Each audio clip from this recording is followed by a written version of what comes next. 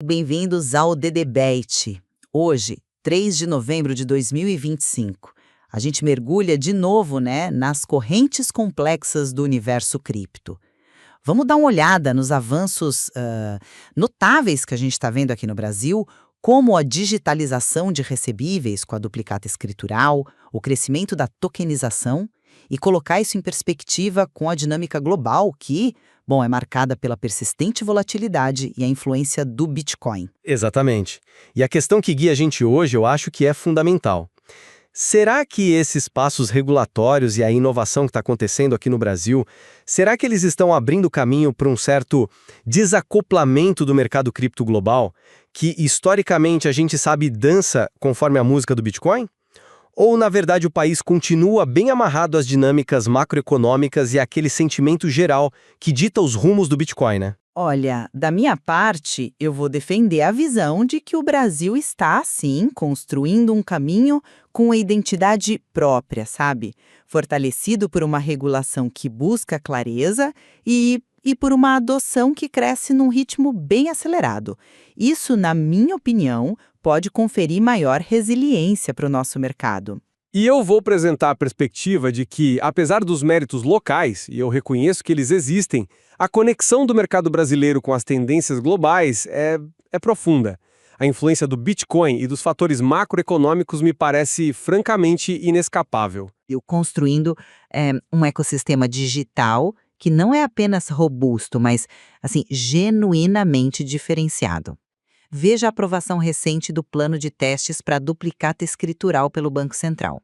Poxa, é um divisor de águas, comparável ao que foi o Pix para a gente. A gente está falando de destravar um potencial de até 10 trilhões em ativos que podem ser tokenizados, os tais RWAs, os ativos do mundo real. Isso se traduz em quê? Mais liquidez na economia, crédito mais acessível para pequenas e médias empresas, tudo isso com a segurança e a rastreabilidade do blockchain. Além disso, a adoção no varejo é inegável. O Nubank Cripto, por exemplo, já passou aí dos 6,6 milhões de usuários. É um crescimento, assim, exponencial, puxado principalmente pela galera mais jovem, millennials e geração Z. O próprio diretor da plataforma, o Michael Rihanen, ele chegou a projetar o Brasil como o potencial maior mercado de Bitcoin do mundo, destacando que metade dos depósitos via blockchain na plataforma já são em BTC. E não para por aí, A gente tem inovações como a Pudgy Farms, que usam um galinheiro tokenizado como ferramenta de educação em blockchain, e até a proposta do desenvolvedor Alexandre DCL de consagrar a autocustódia, quer dizer, o direito de guardar suas próprias chaves como um direito constitucional. Isso sinaliza amadurecimento, sabe? Um foco em utilidade real, em direitos, que vai muito além da especulação pura. São esses fundamentos próprios que, na minha visão, podem sim mitigar parte da instabilidade que vem de fora. Entendo o otimismo e reconheço o valor dessas iniciativas. São passos importantes, sim. Mas, veja bem, o mercado brasileiro não é uma ilha. A saúde do ecossistema cripto global, quer a gente queira ou não, ainda é muito ditada pelo Bitcoin. A gente tem analistas com experiência de mercado como o Vinet Budzik, lá da Sigma Capital, projetando quedas bem fortes para o Bitcoin, algo na casa dos 65%, talvez 70% no próximo ciclo de baixa. E qual o argumento dele? É justamente a falta de compreensão fundamental por parte de muitos investidores sobre o que eles realmente têm em mão, sabe? O que levaria então a vendas em massa ao menor sinal de turbulência. Uma queda dessa magnitude no ativo líder, arrastaria tudo junto, incluindo o mercado brasileiro.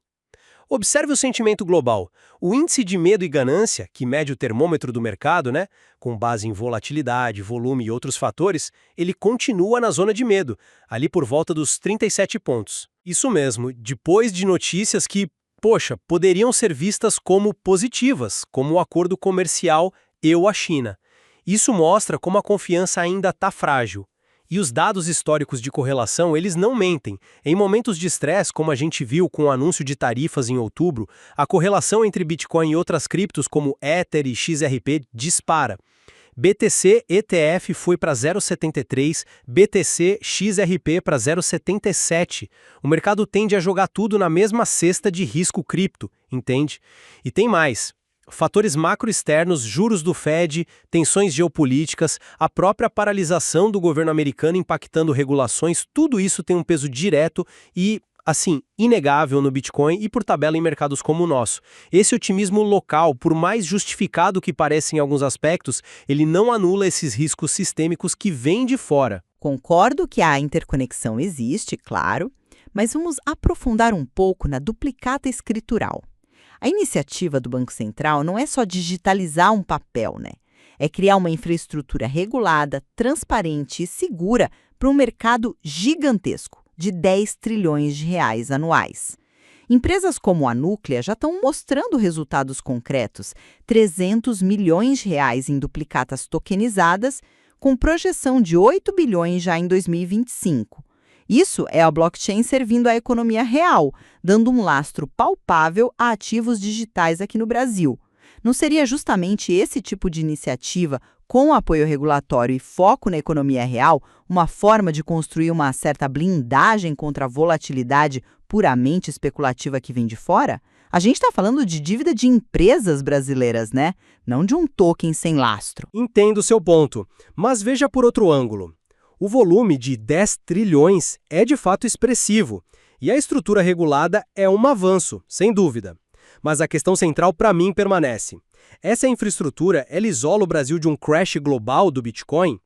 A confiança para investir nesses RWAs tokenizados, mesmo sendo recebíveis de empresas daqui, não depende também da percepção geral sobre a própria tecnologia blockchain? O Bitcoin ainda é o grande, vamos dizer, o garoto propaganda dessa tecnologia para o público geral, né? Uma crise de confiança profunda nele, motivada por qualquer razão que seja, não acabaria respingando no apetite por qualquer ativo tokenizado, mesmo os que são lastreados na economia real? Aquela alta correlação que eu mencionei, sabe? Onde em momentos de pânico o mercado vende tudo que tem etiqueta cripto. Isso sugere que nem esses RWAs estariam totalmente imunes. A blindagem pode ter furos, entende? Será que essa inovação regulatória, por mais importante que seja, cria de fato um oásis brasileiro se lá fora o mercado cripto desabar? É uma pergunta para o ouvinte pensar também, né? Certo, vamos então para a adoção, que é outro pilar que eu mencionei. Os números do Nubank são difíceis de ignorar. 6,6 milhões de usuários na plataforma cripto, um crescimento de 250% nas transações só nos últimos 6 meses. O diretor Riani, ele não só aponta o Brasil como líder em potencial na adoção de Bitcoin, como revela que metade dos depósitos via blockchain que chegam lá são de Bitcoin. Isso não mostra um interesse que vai além da especulação do momento. Uma base de usuários enorme, majoritariamente jovem, buscando entender e usar o ativo.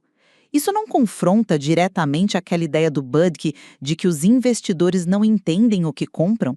Talvez eles estejam entendendo sim e vendo valor real nisso. É um dado interessante, sim. Porém, eu o interpreto de uma forma um pouco diferente.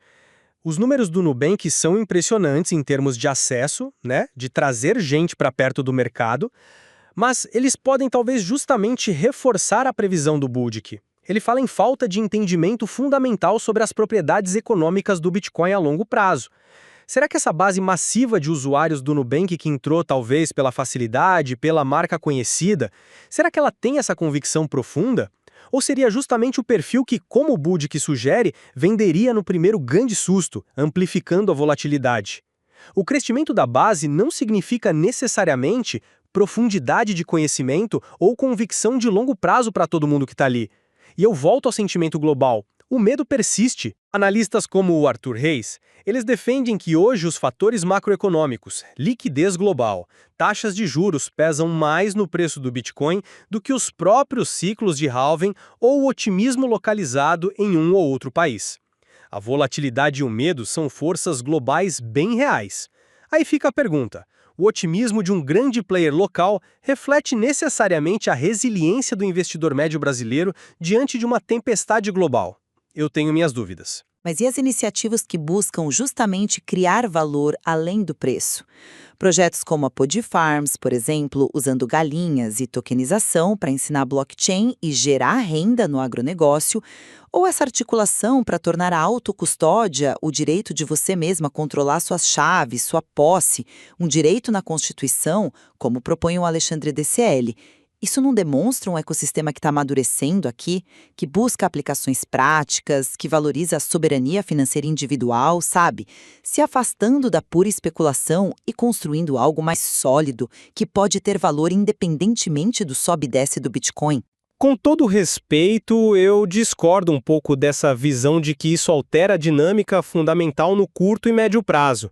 São iniciativas criativas, mostram a energia da comunidade brasileira, não há dúvida nenhuma, mas, sendo realista, ainda são projetos de nicho com um impacto limitado na estrutura geral do mercado hoje. A questão é, eles têm força para mudar a dinâmica macro, onde as altcoins e, por tabela, projetos locais de RWA ou DeFi ainda tendem a seguir o Bitcoin como se fosse um imã, especialmente nas quedas. A análise de correlação histórica com aqueles coeficientes altos que eu citei, 0,73 BTC-ETH e 0,77 BTC-RXP em momentos de crise, ela mostra que, infelizmente, a utilidade específica de um projeto acaba perdendo relevância frente ao sentimento de risco sistêmico.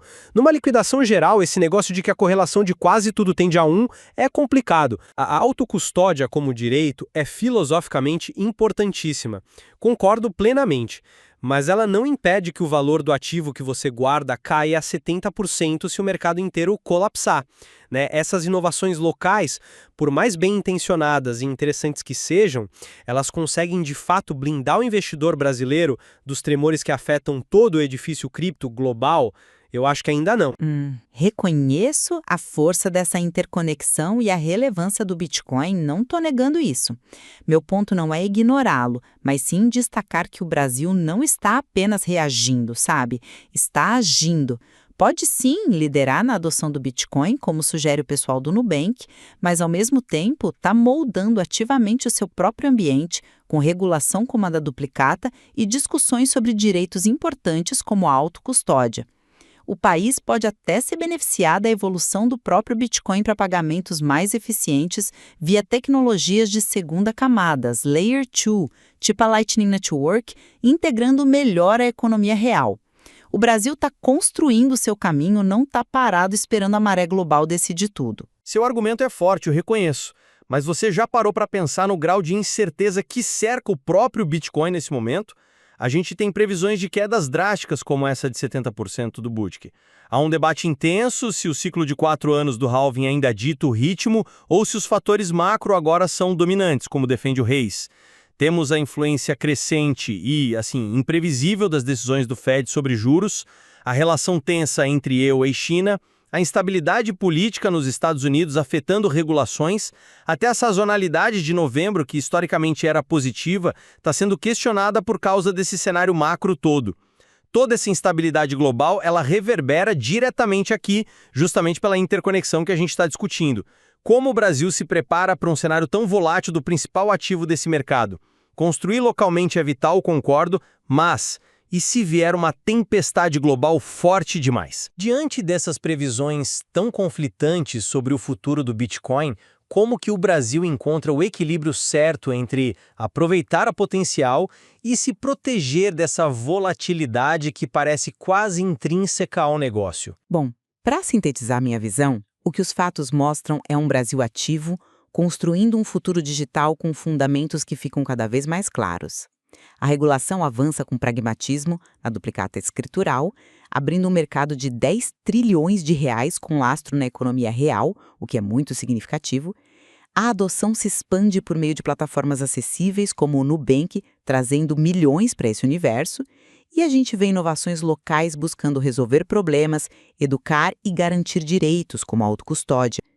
Existe, sim, na minha opinião, um caminho com identidade própria sendo pavimentado aqui, com potencial de mostrar mais resiliência do que talvez se imagine à primeira vista. E eu concluo reafirmando que, embora esses avanços locais sejam importantes e mereçam reconhecimento, sim, a realidade é que o mercado cripto brasileiro ainda respira o ar do ecossistema global E esse é um ar dominado pela dinâmica do Bitcoin e por fatores macroeconômicos complexos e muitas vezes imprevisíveis.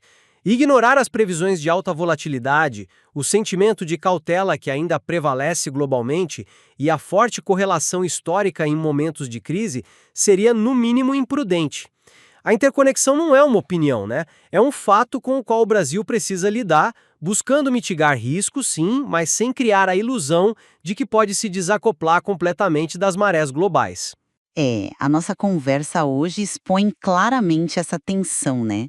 De um lado, o potencial singular que está florescendo aqui no Brasil, com sua regulação própria e um ecossistema vibrante, e do outro, essas forças globais massivas que continuam a moldar todo o mercado de criptoativos. Exato. E o Brasil, mesmo se destacando com suas iniciativas, continua navegando nessas águas globais, sujeito às ondas de sentimento e liquidez que afetam o Bitcoin. Entender essas duas forças, o otimismo fundamentado local e o realismo dessa conexão global, é crucial para quem acompanha ou investe nesse espaço. Com certeza, ainda há muito mais a desdobrar sobre como essa dinâmica pode evoluir nos próximos tempos.